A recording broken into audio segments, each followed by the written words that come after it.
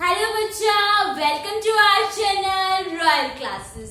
आज हम बात करने वाले हैं हमारे क्लास 11th के काइनेमेटिक्स मतलब मोशन इन अ प्लेन पे आ चुके हैं हम लोग और उसके भी वेक्टर्स पढ़ रहे थे। तो आज की जो हमारी वीडियो है उसमें हम लोग बात करेंगे position and the displacement vector, मतलब वेक्टर्स को पूरी तरह डिफाइन करने के लिए इन दो वेक्टर्स को पता करना बहुत जरूरी होता है। तो आज इन्हीं के बारे में हम लोग डिस्कस करने वाले हैं। वीडियो को लास्ट तक देखना है और वीडियो को लाइक शेयर एंड सब्सक्राइब करना बिल्कुल भी नहीं भूलना है। तो क्या है बेसिकली हमारा जो चैप्टर है वो है motion in a plane. But सबसे पहले हम लोग बात करते हैं लाइक मेरे पास कोई भी ऑब्जेक्ट है। जब हम motion in a straight line पढ़ रहे थे तो अगर मुझे किसी भी ऑब्जेक्ट की पोजीशन को डिफाइन करना है तो मैं कैसे कर रही थी। लाइक सबसे पहले जिस भी पोजीशन से हम लोग स्टार्ट करते थे उसको कंसीडर करते थे 0 पॉइंट, मतलब 0 पोजीशन कोई नहीं होती। अब यहाँ पर कोई कहेगा 5 मीटर, कोई कहेगा 10 मीटर, कोई कहेगा 15 मीटर, बट एक रेफरेंस पॉइंट, एक ऑरिजिन लेना हमारे लिए जरूरी था। तो यहाँ हम लोग क्या कहेंगे, हमारा जो ऑरिजिन है हमने कंसीडर कर लिया कि ये मेरे पास क्या है, ओरिजिन है, मतलब ये एक ऐसा पॉइंट है जहां पर वैल्यू हमें फाइंड आउट करनी है। मतलब जो भी स्टार्टिंग पॉइंट है, सबसे पहले स्टार्टिंग पॉइंट को हम लोग कंसीडर करते थे ओरिजिन, स्ट्रेट लाइन के अंदर भी।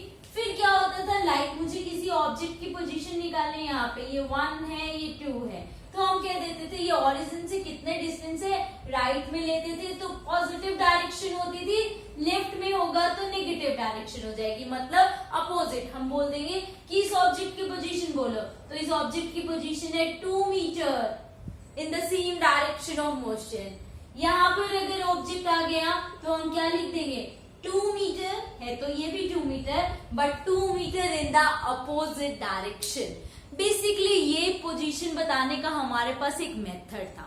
तो पोजीशन जस्ट हमें जहां पे भी हमारा ओरिजिन से इधर है, ओरिजिन से राइट को हम लोग पॉजिटिव कंसीडर कर रहे थे और उससे उल्टा जो भी होगा उसे नेगेटिव। तो ये तो मेरा पोजीशन बताने का ढंग था। अब मेरे पास दूसरा नाम आया डिस्प्लेसमेंट बताने के लिए क्या करेंगे, तो लाइक कोई ऑब्जेक्ट है 2 मीटर है, आफ्टर सम टाइम वो ऑब्जेक्ट यहाँ पर आ गया और डिस्टेंस यहाँ पर कितना है, 4 मीटर है।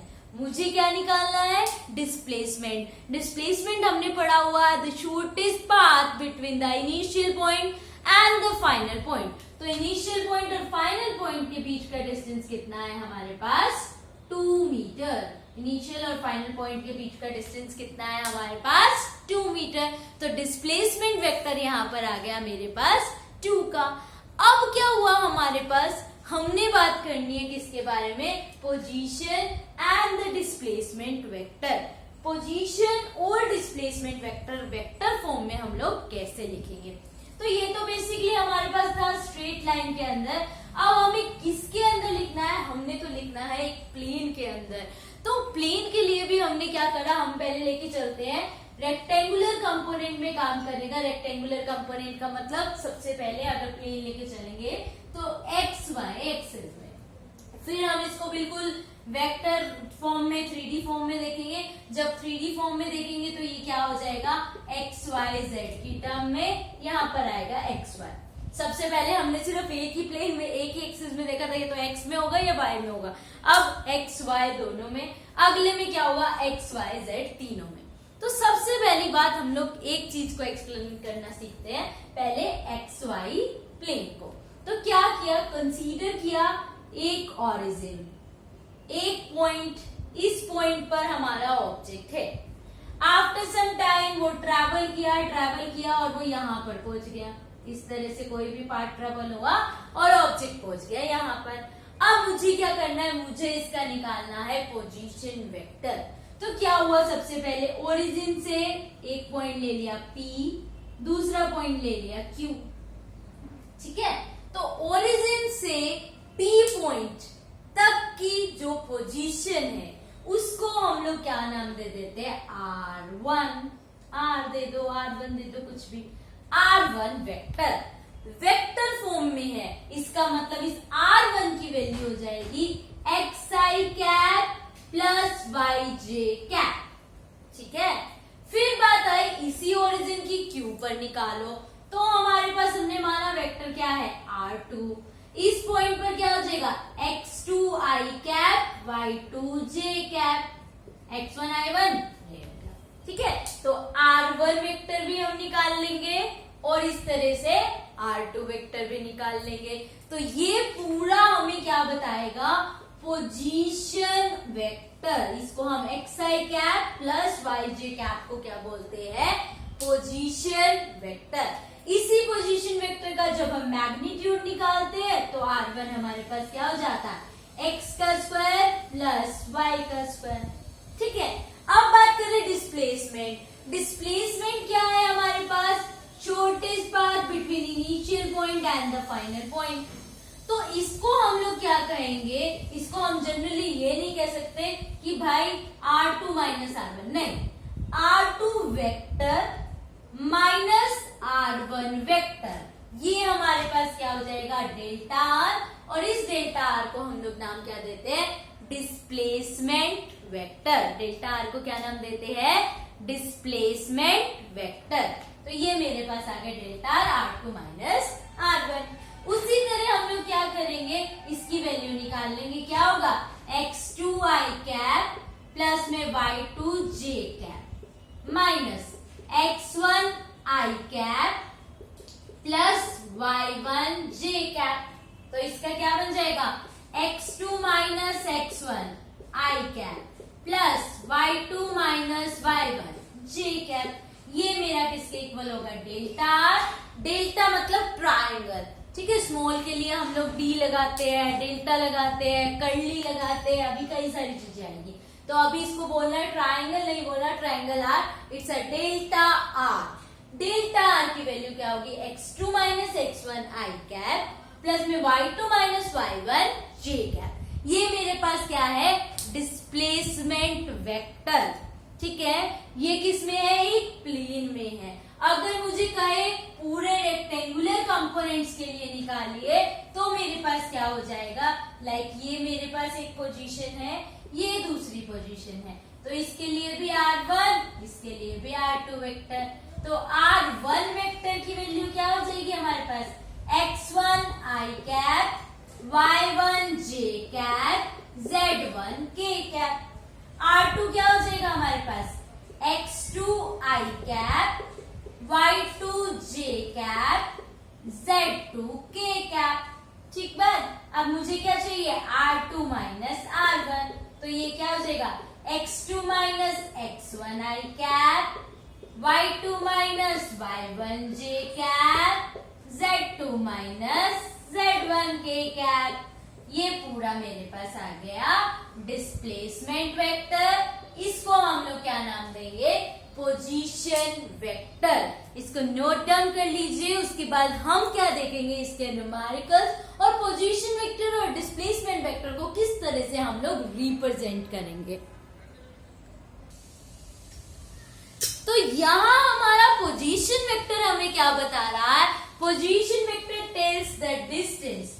अगर आपको कोई बोले पोजीशन वेक्टर, हमें समझ तो आ गया, ठीक है, पोजीशन वेक्टर आर है जो हमें ये बता रहा है कि xi कैप प्लस में yj कैप प्लस में zk कैप। इसका मतलब हुआ क्या, ये क्या बता रहा है आपको, it tells us the distance, कितना डिस्टेंस ट्रेवल हुआ है एंड इन विच डायरेक्शन, एक पर्टिकुलर डायरेक्शन बता रहा है और एक पर्टिकुलर डिस्टेंस बता रहा है हमारा पोजीशन वेक्टर हमें। तो पोजीशन वेक्टर क्या है, इट टेल्स अस द, ये हमें बताना चाह रहा है, it tells us the distance and the position. Distance बता रहा है as well as position of the vector. Vector की distance as well as position बता रहा है वेक्टर फॉर्म में ऑफ एन ऑब्जेक्ट, एक ऑब्जेक्ट की with respect to origin. Origin के विद रिस्पेक्ट उसकी क्या डिस्टेंस है, क्या पोजीशन है, क्या उसकी डायरेक्शन है, ये भी बोल सकते हैं। Distance and direction,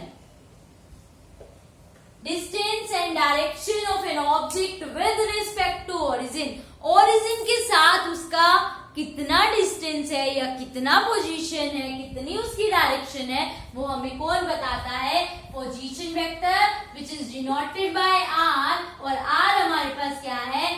xi cap plus yj cap plus zk cap. उसके बाद आता है हमारे पास डिस्प्लेसमेंट वेक्टर को हम क्या लिखेंगे? डिस्प्लेसमेंट वेक्टर हमारे पास क्या है? It is that vector which tells us how much and in which direction. सबसे पहले बताता है कितना, और फिर बताता है एंड इन विच डायरेक्शन, किस डायरेक्शन में, and in which direction an object changes its position. एक ऑब्जेक्ट अपनी पोजीशन को चेंज कर रहा है with respect to time. An object changes its position with respect to time, तो उसको हम लोग क्या नाम देते हैं? Displacement vector, that is denoted by delta R. और इस डेल्टा आर की वैल्यू क्या होगी? x2 minus x1i cap, y2 minus y1j cap plus में z2 माइनस z1k कैप। ठीक है, तो हमारा जो डिस्प्लेसमेंट वेक्टर है वो हमें क्या बता रहा है कि हाउ मच, कितना और किस डायरेक्शन में हमारा ऑब्जेक्ट अपनी पोजीशन को चेंज कर सकता है with respect to time. Time के साथ साथ वो कितना चेंज कर लेता है, वो कौन होता है? हमारा डिस्प्लेसमेंट वेक्टर। ओके,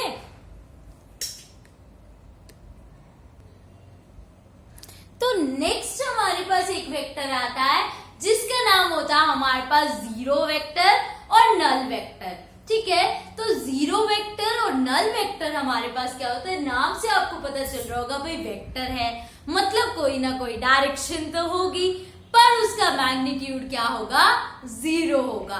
तो उन वेक्टर को हम लोग नाम दे देते हैं जीरो वेक्टर या फिर नल वेक्टर। तो जीरो वेक्टर या नल वेक्टर वो हो गया the vector which has zero magnitude, वो वेक्टर जिसका जीरो मैग्नीट्यूड होगा, which has zero magnitude and an arbitrary direction. Magnitude होगा जीरो बट उसकी कोई ना कोई क्या होगी?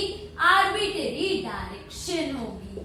तो उस वेक्टर को, उसको हम क्या नाम दे देते हैं? जीरो वेक्टर या फिर नल वेक्टर। भाई नल है वो, तो इसको हम रिप्रेजेंट करते हैं जीरो विद द एरो, मतलब जीरो वेक्टर है, जीरो मैग्नीट्यूड है बट कोई ना कोई उसकी डायरेक्शन हमारे पास होती है।